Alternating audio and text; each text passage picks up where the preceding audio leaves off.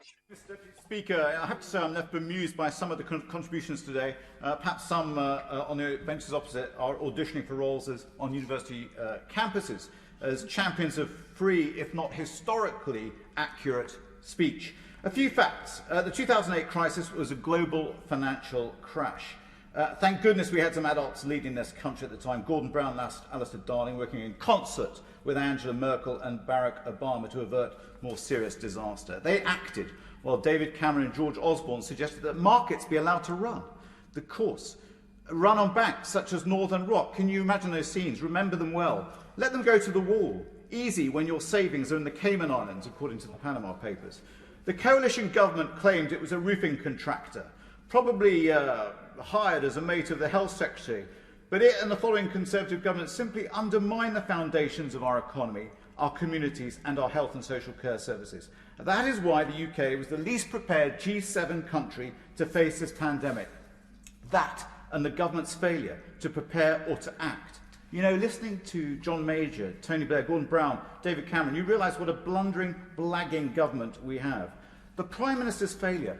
He missed 5 Cobra meetings a year ago, which would have set us on a different course.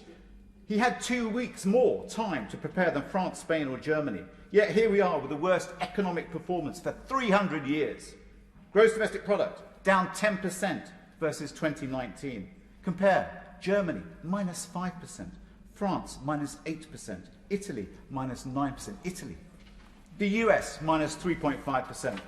Let me repeat, the Conservative government managed to cause a drop in growth 3 times that of the US, twice that of Germany. That's some crash in prosperity.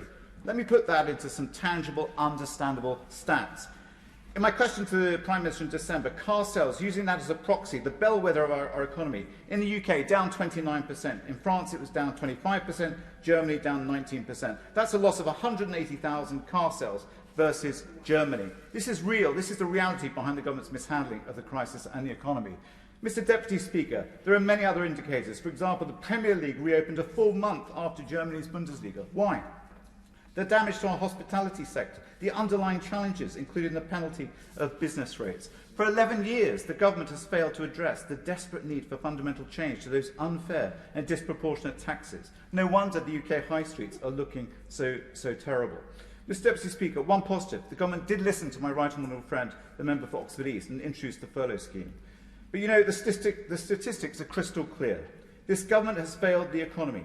It is failing our communities. And it is failing our people.